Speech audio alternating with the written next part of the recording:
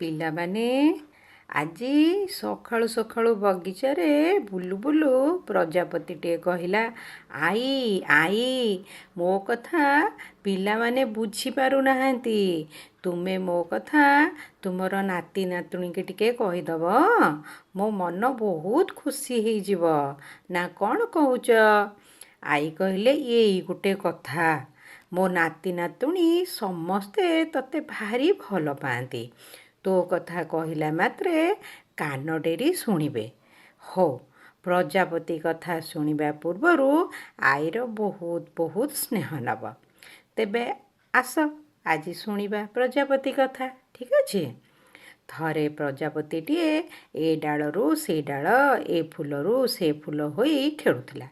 ଫୁଲ ଯେତିକି ସୁନ୍ଦର, ତାଠାରୁ ଆହୁରି କେତେ ଅଧିକା ସୁନ୍ଦର ପ୍ରଜାପତିର ରଙ୍ଗ। ଏଡ଼ିକି ଟିକିଏ କୀଟ, ହେଲେ ତାର ଦେହ ସାରା କେତେ ରକମର ରଙ୍ଗ, ସତେ ଯେମିତି ତାକୁ କିଏ ନିକିମା ହୋଇ ବସିକି ଗଢ଼ିଛି। ସିଏ ବି ତାର ସୁନ୍ଦର ରଙ୍ଗ ବିରଙ୍ଗୀ ଡେଣାକୁ ଦୋହଲେଇ ଦୋହଲେଇ ଖେଳୁଥାଏ। ଚିଙ୍କୁଲୁ ବୋଲି କୁନି ପିଲାଟିଏ ତାକୁ ଦେଖି ଦେଖି ଧରିବା ପାଇଁ ତା ପଛେ ପଛେ ଧାଇଁଲା। ପ୍ରଜାପତି ମଧ୍ୟ ଚିଙ୍କୁଲୁକୁ ଧରା ନ ଦେବା ପାଇଁ ଏ ଡାଳରୁ ସେ ଡାଳ ଡେଇଁ ଡେଇଁ ତାର ସୁନ୍ଦର ପଙ୍ଖ ଟିକେ ଟିକେ ଛିଡ଼ିଗଲା। ଏଡ଼ିକି ଟିକିଏ କୀଟ, ପୁଣି ପଙ୍ଖ ଛିଡ଼ିଲେ ତାକୁ କେତେ କଷ୍ଟ ଲାଗିବ ଭାବିଲ ଦେଖି। ପ୍ରଜାପତି ହାଲିଆ ହୋଇ ଉଚ୍ଚରେ ଥିବା ସଜନା ଗଛ ଉପରେ ବସିଲା। ଦୁଃଖରେ ମନେ ମନେ ଭାବିଲା, ଓହୋ, ମୋର ଶରୀର କାହିଁକି ଏତେ ସୁନ୍ଦର ହେଲା ଯେ ମୋତେ ସମସ୍ତେ ଧରିବାକୁ ଚାହୁଁଛନ୍ତି। ଏମିତି କ'ଣ ହୁଅନ୍ତାନି, ମୋତେ ସମସ୍ତେ ଡରନ୍ତେ। ତାର ମନ କଥା ଠାକୁରେ ଶୁଣିପାରିଲେ। କହିଲେ, ତଥାସ୍ତୁ। ଭୟରେ ତଳକୁ ନ ଆସି ସଜନା ପତ୍ର ଉପରେ ପ୍ରଜାପତିଟି ବସି କିଛି ଅଣ୍ଡା ଦେଲା। ତୁମେ ସମସ୍ତେ ଦେଖିଥିବ, ଚଢ଼େଇ ଅଣ୍ଡାରୁ ଚଢ଼େଇ ବାହାରେ, କୁକୁଡ଼ା ଅଣ୍ଡାରୁ କୁକୁଡ଼ା ବାହାରେ। କିନ୍ତୁ କିଛି ଦିନ ପରେ ଏଠି ପ୍ରଜାପତିର ସେଇ ଅଣ୍ଡା ଗୁଡ଼ିକ ଫୁଟି ସଂବାଳୁଆ ହେଲା। ଦେହ ସାରା କଣ୍ଟା। ସଂବାଳୁଆ ଖୁସି ହୋଇ ପତ୍ର ଅଗରୁ ନିର୍ଭୟରେ ତଳକୁ ଓହ୍ଲେଇ ଆସିଲା। ଭାବିଲା, ଏଥର ମୁଁ ଖେଳିଲେ ମୋତେ କେହି ହଇରାଣ କରିବେ ନାହିଁ। ହେଲେ ଯାହାର ଦେହରେ ଲାଗିଲା ଖାଲି ତ କୁଣ୍ଡେଇ ହେଲା, କାହାର ଘା ମଧ୍ୟ ହେଇଗଲା।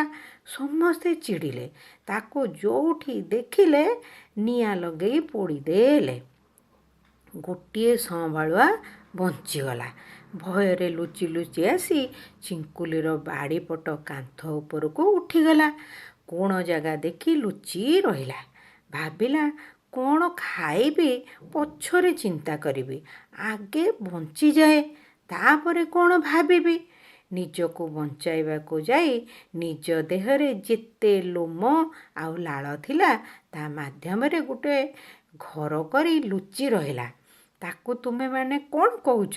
ଖୋସା, ଇଂଲିଶରେ ପ୍ୟୁପା, ଠିକ୍ ଅଛି? ସଂବାଳୁଆ ସେ ଖୋସା ଭିତରେ ଥାଇ ମନେ ମନେ ଖୁବ୍ ଦୁଃଖ କଲା। ଠାକୁରଙ୍କୁ କହିଲା, ହେ ପ୍ରଭୁ, ମୁଁ ମୋର ସୁନ୍ଦର ରୂପକୁ ଲୋଭ କଲି ଆଉ କହିଲି ମୋତେ ଏମିତି ଶରୀର ଦିଅ, ମୋତେ ଯେମିତି ଛୁଇଁବାକୁ ଡରିବେ। ମୋ କଥା ଶୁଣି ଏମିତି ବର ଦେଲେ ଯେ ଲୋକେ ମୋ ଲୋମ ଭୟରେ ମୋତେ ପୋଡ଼ି ଦେଉଛନ୍ତି। ମୁଁ ଏବେ ମୋ ନିଜ ଲାଳ ଆଉ ଲୋମରେ ଲୁଚି ଯାଇଥିଲି, ହେଲେ କିଛି ଖାଇବାକୁ ନ ପାଇ ମରିବାକୁ ଯାଉଛି। ଠାକୁର କହିଲେ, ନା ନା, ତୁମେ ମରିବ ନାହିଁ। ଥରେ ଏ ଦୁନିଆକୁ ଆସିଛ ମାନେ ମରିବ ନାହିଁ। ତେବେ ତୁମେ କୁହ, ତୁମେ ଆଉ କେଉଁ ରୂପ ନେବ? ଖୋସା ଭିତରେ ଥିବା ସଂବାଳୁଆ କହିଲା, ମୋତେ ସେହି ପ୍ରଜାପତି ରୂପରେ ପୁଣି ଜନ୍ମ ଦିଅ। ଯେମିତି ତୁମର କୁନି କୁନି ପିଲାମାନେ ମୋର ଜୀବନ ଚକ୍ର ଦେଖି ଶିଖିବେ, ଆଉ ଲୋଭ କରିବେ ନାହିଁ କି ଭୟ କରିବେ ନାହିଁ, ଖାଲି ଆନନ୍ଦରେ ବଞ୍ଚିବେ। ସଂବାଳୁଆ ସେଠି ମରିଲା ନାହିଁ, ବରଂ କେତେ ଦିନ ପରେ ସେଠି ସେଇ ଖୋସା ଭିତରୁ ଗୋଟେ ସୁନ୍ଦର ପ୍ରଜାପତିଟେ ହେଇ ବାହାରି ଆସିଲା। ପିଲାମାନେ, ପ୍ରଜାପତି ତୁମକୁ କ'ଣ କହିବାକୁ ଚାହୁଁଛି ବୁଝିପାରିଲ? ହଉ, ଆଜି ପାଇଁ ଏତିକି। ପୁଣି ଆହୁରି କେତେ ଗପ ଆଣି ଆସିବି। ଜୟ ଜଗନ୍ନାଥ।